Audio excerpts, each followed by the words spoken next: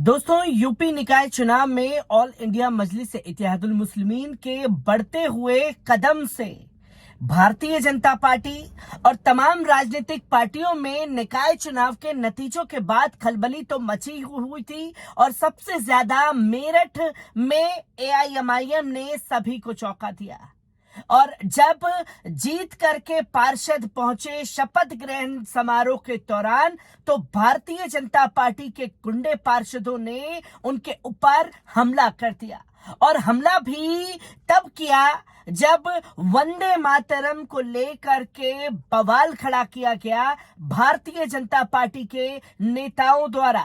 किस तरीके से वहां माहौल गरमाया, पहले इस वीडियो पर नजर डाल लीजिए।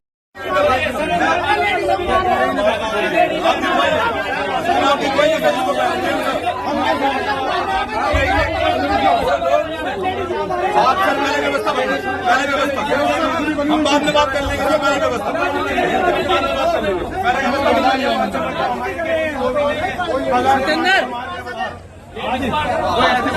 तो दोस्तों, आपने देखा कि एआईएमआईएम के मेरठ जिला अध्यक्ष इमरान उसमें साफ तौर पर दिखाई दे रहे हैं कैसे भारतीय जनता पार्टी के नेताओं से नोकझोंक हो रही है। वो तस्वीर लोगों के सामने है और इसको लेकर के एआईएमआईएम ने अपनी ताकत का पहला आईना भारतीय जनता पार्टी को दिखा दिया है और ये साफ तौर पर बता दिया है कि हम वो नहीं जो आपकी जुल्म और ज्यादती को आसानी से झेल लेंगे और आपके जुल्म ज्यादती के खिलाफ आवाज नहीं उठाएंगे। और जो आज एआईएमआईएम के पार्षदों के साथ शपथ समारोह में हुआ, उसमें एआईएमआईएम के पार्षदों ने प्रशासन को हिला डाला और प्रशासन को जवाब देना जब भारी पड़ गया तो अब तस्वीर सामने आ रही है कि भारतीय जनता पार्टी के गुंडे पार्षदों को महज कुछ ही घंटों में गिरफ्तार किया गया है, जिसकी तस्वीर सामने आ रही है कि शपथ ग्रहण में उपद्रव करने वालों पर बड़ा एक्शन लिया गया है। जहां भाजपा पार्षद राजीव गुप्ता काले और उत्तम सैनी को गिरफ्तार कर लिया गया है।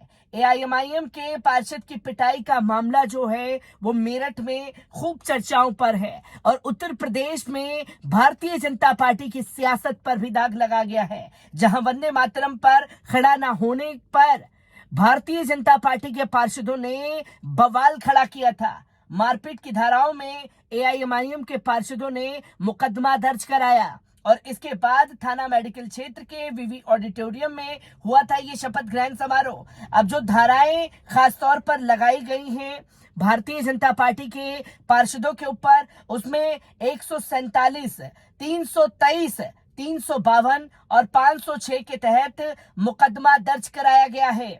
और ये पहली बार तस्वीर देखने को मिली है कि तुरंत ये कार्रवाई जो है की गई है खास तौर पर भारतीय जनता पार्टी के पार्षदों के ऊपर। और यहां साफ तौर पर देखते हैं कि जब ऐसा माहौल खराब करता है तो योगी जी का बुलडोजर चर्चा का केंद्र बना हुआ है। बाबा बुलडोजर के नाम से उन्हें कहा जाता है। और अब कब भारतीय जनता पार्टी के इन गुंडे पार्षदों के ऊपर बुलडोजर चलेगा, इन तस्वीरों को भी देखना जरूरी है। आपको बता दें कि उत्तर प्रदेश के मेरठ मेयर और 90 पार्षदों के शपथ ग्रहण समारोह के दौरान मारपीट की घटना सामने आई, जहां मारपीट ऑल इंडिया मजलिस इत्तेहादुल मुस्लिमीन और बीजेपी के पार्षदों के बीच हुई।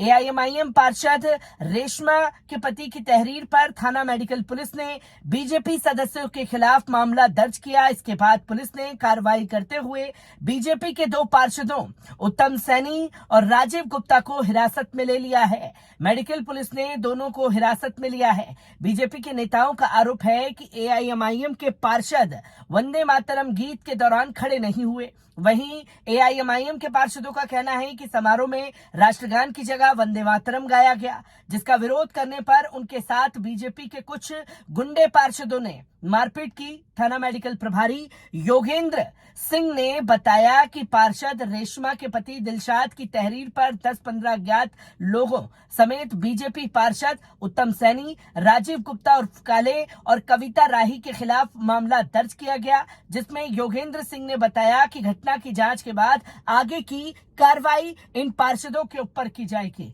गौरतलब है कि यूपी निकाय चुनाव में जीत के बाद मेयर और पार्षद पद के प्रत्याशी शपथ ग्रहण करने के लिए विश्वविद्यालय के नेताजी सुभाष चंद्र बोस प्रेक्षागृह पहुंचे थे। इसी दौरान शपथ दिलाने के लिए मेरठ कमिश्नर जे सेल्वा कुमारी मंच पर मौजूद थी। जिला अधिकारी और अन्य अधिकारी भी वहां मौजूद थे।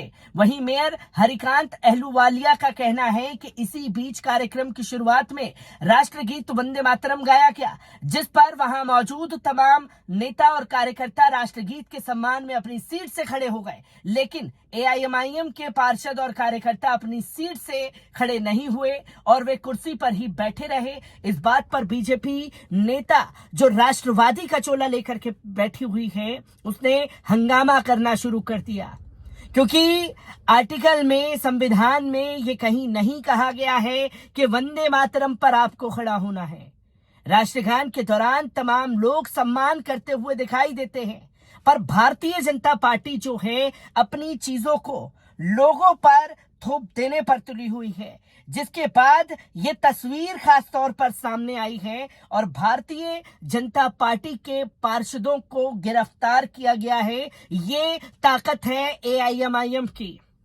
जो लोग ये कहते हैं कि एआईएमआईएम जीत जाएगी तो क्या होगा, और यहां भारतीय जनता पार्टी के ऊपर कार्रवाई हुई है, इन पहलुओं को देखना समझना बहुत जरूरी है, क्योंकि ये पहली बार नहीं है कि जब एआईएमआईएम के मेरठ पार्षदों के ऊपर ये हमला किया गया है। इससे पहले भी मेरठ में एआईएमआईएम पार्षद जुबेर अंसारी की गोली मार करके हत्या कर दी गई थी। आपको बता दें कि ये तस्वीर खास तौर पर यूपी के मेरठ से 2021 में सामने आई थी, जहां मेरठ जिले में हत्या की सनसनीखेज वारदात में मेरठ को हिला डाला था, जहां मेरठ में शनिवार की सुबह इंडिया मजलिस इत्तेहादुल मुस्लिमीन के पार्षद की गोली मारकर हत्या कर दी गई थी। हत्या करके हमलावर फरार हो गए। सूचना पर पहुंची पुलिस ने हमलावरों की तलाश शुरू कर दी। साथ ही पार्षद के शव को पोस्टमार्टम के लिए भेजा गया था। पुलिस ने बताया कि पार्षद प्रॉपर्टी डीलिंग का कारोबार करता था। पुलिस ने के अनुसार मेरठ के थाना मेडिकल क्षेत्र में शनिवार की सुबह 80 के एआईएमआईएम पार्षद जुबेर अंसारी की हमलावरों ने गोलियों से भूनकर हत्या कर दी थी। इस जघन्य कांड को अंजाम देकर हमलावर मौके से भाग गए थे। हमलावरों की तादाद 2 बताई जा रही थी, पर हत्यारों ने पिस्टल से पूरी मैगजीन खाली कर दी। इससे क्षेत्र में सनसनी फैल गई और पार्षद की हत्या नौचंदी ब्लॉक चौकी से मात्र 100 मीटर की दूरी पर हुई थी। उस दौरान जब एआईएमआईएम के पार्षद की हत्या की गई थी तो पुलिस थाने से 100 मीटर दूरी पर, और यहां पुलिस की मौजूदगी में आज एआईएमआईएम के पार्षदों के ऊपर हमला किया गया है। हर एक तस्वीर जो सामने आ रही है उससे आपको रूबरू कराता रहूंगा। दीजिए इजाजत, शुक्रिया।